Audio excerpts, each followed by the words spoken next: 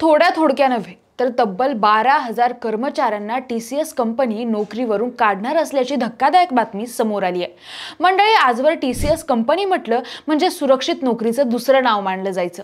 एखाद्या पोराला डिग्री झाल्यावर TCS मध्ये नोकरी लागली की आई वडिलांची आपल्या पोरासाठीची चिंता मिटायची, कारण ना पगाराची चिंता ना नोकरी जाण्याची भीती। पण आता या कपातीच्या बातमीनं पालक, विद्यार्थी आणि IT क्षेत्रात काम करणाऱ्यांमध्ये चांगलीच भीती पसरली आहे। एकेकाळी स्थिरतेचं प्रतीक असलेली ही कंपनी आता मोठ्या प्रमाणावर कर्मचाऱ्यांना बाहेरचा रस्ता दाखवते। त्यामुळे TCS मध्ये नोकरी लागली म्हणजे भविष्य ठरलं हे समीकरणच धोक्यात आलंय आणि शिवाय IT क्षेत्रातल्या अस्थिरतेचा हा आणखी एक नमुना म्हणावा लागेल। पण मंडळी, TCS अचानक तब्बल 12,000 कर्मचाऱ्यांना नोकरीवरून का काढतंय? याच्या मागे फक्त AI आहे की अजून काही मोठं कारण दडलंय? सगळं जाणून घेणार आहोत या व्हिडिओच्या माध्यमातून। नमस्कार, मी काजल आणि तुम्ही बघताय विषयच भारी। मंडळी, टाटा ग्रुपची प्रमुख IT company Tata consultancy services म्हणजेच TCS हिने अलीकडे एक मोठा आणि धक्कादायक निर्णय घेतलाय। हा निर्णय ऐकून हजारो कर्मचाऱ्यांचे धाबेदार आणलेत, कारण याचा थेट परिणाम त्यांच्या नोकऱ्यांवर होणार आहे। TCS ने सांगितलंय की 2026 या आर्थिक वर्षात म्हणजेच एप्रिल 2025 ते मार्च 2026 या काळात कंपनी आपल्या एकूण जागतिक कर्मचाऱ्यांपैकी सुमारे 2% कर्मचाऱ्यांना कमी करणार आहे। साध्या सोप्या भाषेत म्हणायचं झालं तर काढून टाकणार आहे। आता TCS मध्ये सध्या जवळपास 6.13 लाख कर्मचारी काम करतात। याचा अर्थ जवळपास 12,200 जणांची नोकरी धोक्यात येणार आहे।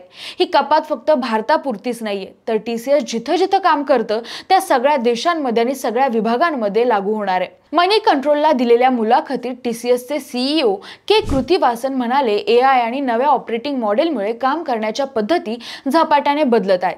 आम्ही मोठ्या प्रमाणावर AI वापरत आहोत आणि भविष्यातील आवश्यक कौशल्यांची तपासणी करत आहोत। अनेक कर्मचाऱ्यांना करिअर ग्रोथसाठी संधी दिल्या गेल्या, मात्र काही भूमिका अशा आहेत ज्या पुन्हा उपयोगात आणणं शक्य नाही।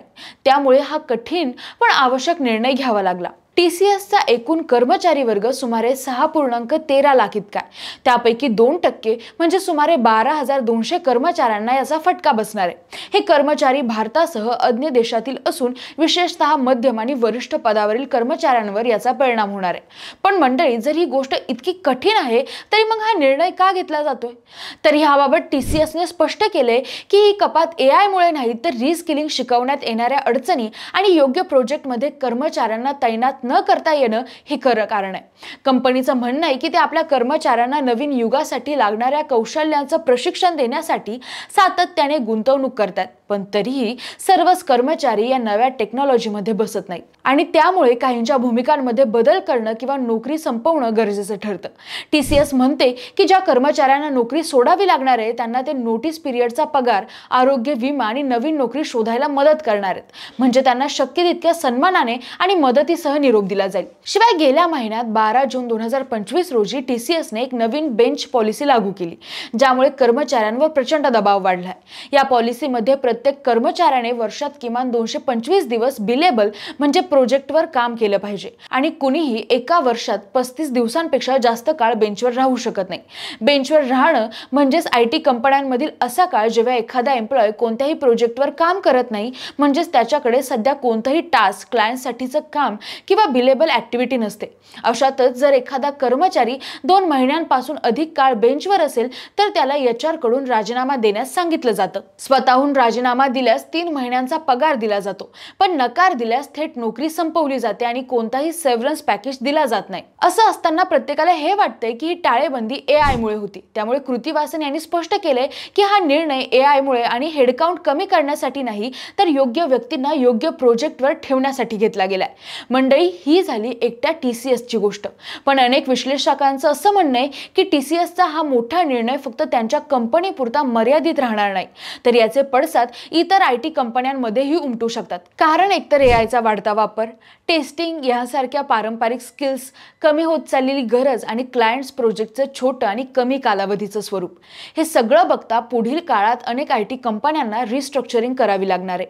TCS ने घेतलेला हा निर्णय जरी अनेकांसाठी धक्का देणारा असला तरी कंपनीचा दावा आहे की पायाभूत बदलाची गरज भविष्यातील स्पर्धेत टिकून राहण्यासाठी अत्यंत महत्त्वाची आहे। आता TCS मधील कर्मचाऱ्यांसाठी केवळ नोकरी सांभाळणं पुरेसं राहिलेलं नाही, तर स्किल्स वाढवणं, प्रोजेक्टवर सक्रिय राहणं आणि नवीन टेक्नॉलॉजीशी सतत जुळवून घेणं हेच तुम्हाला नोकरीत टिकवून ठेवणार आहे. तर मंडळी, TCSचा हा निर्णय म्हणजेच एकदा TCS मध्ये लागलं की आयुष्य सेट असं वाटणाऱ्या पिढीसाठी ही मोठी जागरूक करणारी घटना आहे. AI, स्किल्स, प्रोजेक्ट्स हे शब्द जितके गोंडस वाटतात तितकेच कठोर वास्तव त्यांच्या मागे दडलेलं असतं. आता ही घटना बघता येणाऱ्या काळात ह्या IT कंपन्या आपल्या कर्मचाऱ्यांना असाच नारळ देणार का? तुम्हाला काय वाटतं? कमेंट करून नक्की सांगा आणि विश्वास भारीला सबस्क्राईब करायला विसरू नका. धन्यवाद.